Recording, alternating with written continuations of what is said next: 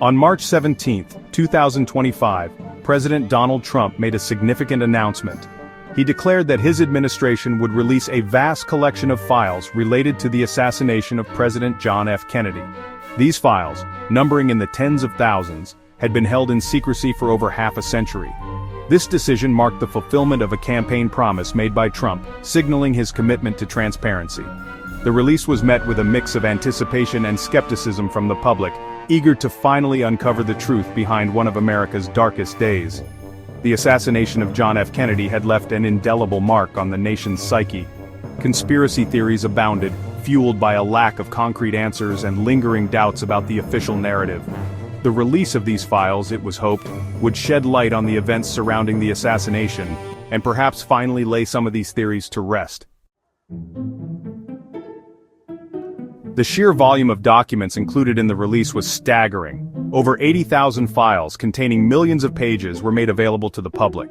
These files represented a treasure trove of information, encompassing witness testimonies, intelligence reports, and internal government communications. It was a daunting task for historians and researchers to sift through this mountain of data, but the potential for uncovering crucial new details about the assassination was immense.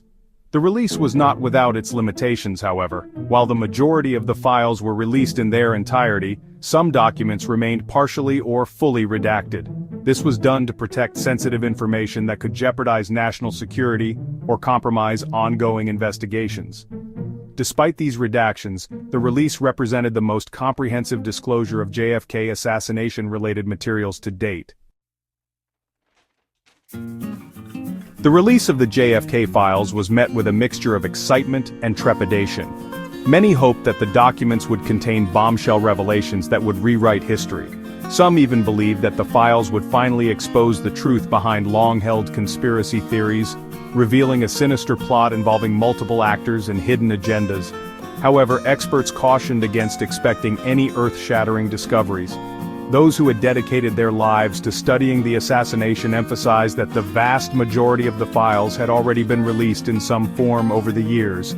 While the new release did contain some previously unseen documents, most experts believed that these were unlikely to fundamentally alter our understanding of the events of November 22, 1963. Instead, they suggested that the new files would likely provide valuable context and fill in some of the gaps in our knowledge. Section 4. A history shrouded in secrecy, previous releases and withheld information. The release of the JFK files in 2025 was not the first time that the government had made documents related to the assassination public.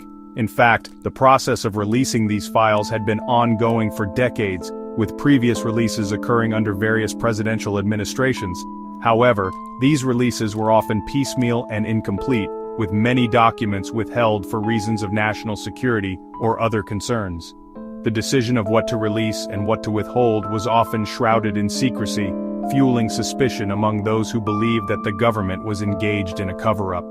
The 2025 release, while more comprehensive than previous ones, still faced criticism for the redactions that remained in place. Some argued that these redactions were excessive, and that the government was using national security as a pretext to conceal embarrassing or incriminating information. Section 5. The Day America Grieved, the Assassination of President Kennedy.